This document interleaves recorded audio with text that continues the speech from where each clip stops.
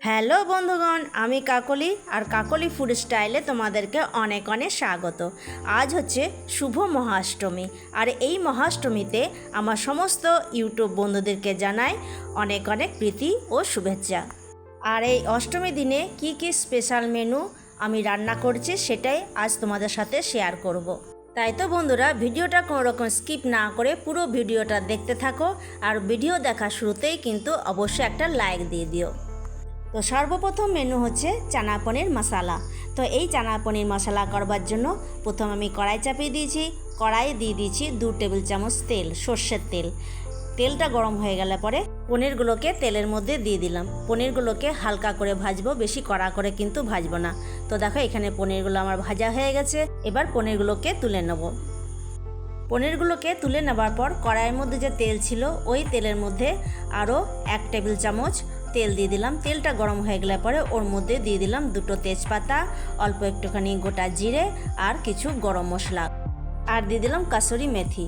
ফোড়ন থেকে যখন সুগন্ধ বেরোবে তখন ওর মধ্যে দিয়ে দেবো ছোটো ছোটো করে কেটে রাখা আলু। আলুটাকে ভালো করে ভেজে নেব।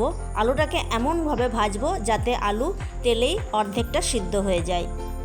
ওইদিকে আলুগুলোকে ভাজতে ভাজতে এদিকে একটা মশলা তৈরি করে নেবো। তাই একটা বাটিতে নিলাম 1/2 টেবিল স্পুন হলুদ গুঁড়ো, 1 টেবিল স্পুন জিরে গুঁড়ো, 1 টেবিল স্পুন ধনে গুঁড়ো, আর নিয়ে নিচ্ছি 1/2 টিস্পুন লঙ্কা গুঁড়ো। এবারে সমস্ত মশলাকে জল দিয়ে ভালো করে গুলে নেব। এইভাবে যদি মশলা জলে গুলে রাখা যায় তাহলে বাটা মশলার স্বাদ পাওয়া যায়। তো আমি এখানে মশলাটাকে ভালো করে গুলে নিলাম। তো এদিকে দেখো আমার আলুটা ভাজা হয়ে গেছে। তেলের মধ্যে আমি হিংটা দিতে ভুলে গেছিলাম, তাই আমি এখন হিংটা দিয়ে দিলাম। তো আলুগুলো আমার ভাজা হয়ে গেছে। এখন দিয়ে দিচ্ছি আদা লঙ্কা বাটা। আদা লঙ্কা বাটাটা আলুর সাথে বেশ কিছুক্ষণ ধরে নাড়াচাড়া করে রান্না করে নেব, যতক্ষণ না আদার কাঁচা গন্ধটা চলে যায়। আদার কাঁচা গন্ধটা চলে গেলে পরে এখন ওর মধ্যে দিয়ে দিচ্ছি যে মশলাটা আমি গুলেছিলাম সেই মশলাটাকে কয়েক সেকেন্ড ধরে আলুর সাথে ভালো করে নাড়াচাড়া করে কষে নেব। মশলাটা কষা হয়ে গেলে পরে এখন ওর মধ্যে দিয়ে দিচ্ছি চিনি। যেহেতু নিরামিষ সবজি সেই জন্য চিনিটা দিতেই হবে। চিনিটা দিয়ে দেওয়ার পর এখন দিয়ে দিচ্ছি স্বাদ অনুযায়ী নুন। চিনি আর নুনকে মশলা আলুর সাথে ভালো করে মিশিয়ে নেব। এরপর দিয়ে দিচ্ছি কাজু পেস্ট। তো এইখানে টমেটো দিলে ভালো হতো, কিন্তু আমার কাছে টমেটো ছিল না। তোমরা যদি করতে চাও বন্ধুরা, তোমরা কিন্তু এই কাজুর সাথে টমেটো পেস্ট করে নিও। তো সব কিছু মশলা কষা হয়ে যাওয়ার পর এখন দিয়ে দিচ্ছি কাবলি চানাগুলো। সমস্ত চানাগুলোকে মশলার মধ্যে দিয়ে দিলাম। এখন এই কাবলি চানাকে মশলার সাথে 2 থেকে 3 মিনিট ধরে ভালো করে কষে নেব। কষা হয়ে গেলে পরে এখন ওর মধ্যে দিয়ে দিচ্ছি সেই ভেজে রাখা পনিরগুলোকে দিয়ে দেওয়ার পর আরও কিছুক্ষণ ওকে নাড়াচাড়া করে নিয়ে পরে ওর মধ্যে দিয়ে দেবো পরিমাণ মতো জল। তো তার আগে দিয়ে দিলাম 2টো কাঁচা লঙ্কা ফাটিয়ে। তো এবার দেখো জল দিয়ে দিলাম। জল দিয়ে দেওয়ার পর ওকে 5 মিনিটের জন্য ঢাকা দিয়ে রেখে দেবো সেদ্ধ হবার জন্য।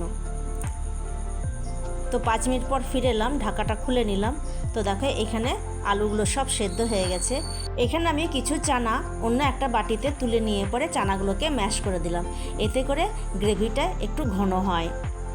চানা পনিরের সবজিটা আমার হয়ে গেছে। তো নামাবার আগে দিয়ে দিলাম গরম মশলা বাটা।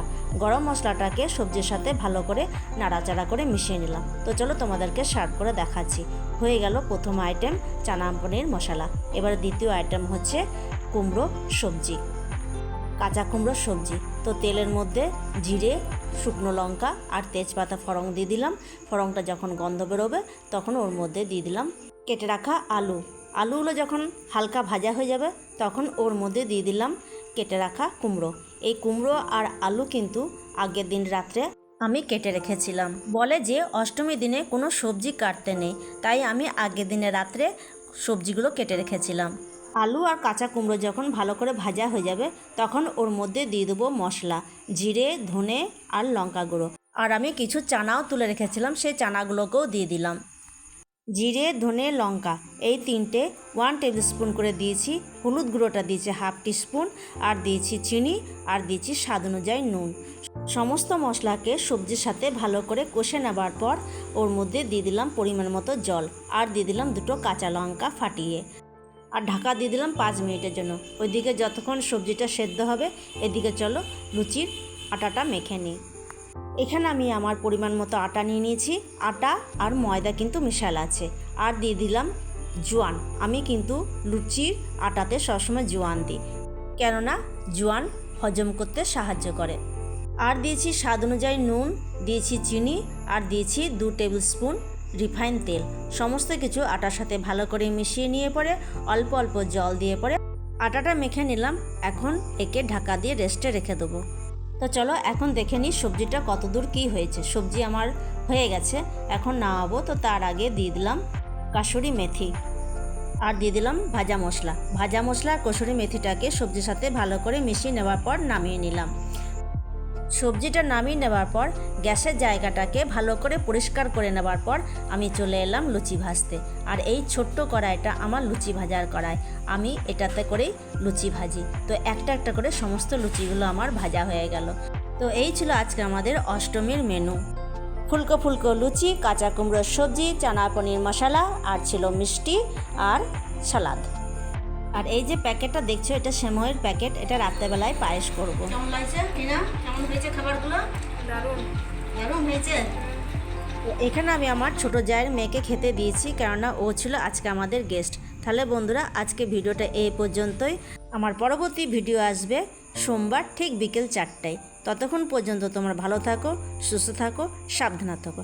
আজকের মতো বাই বাই।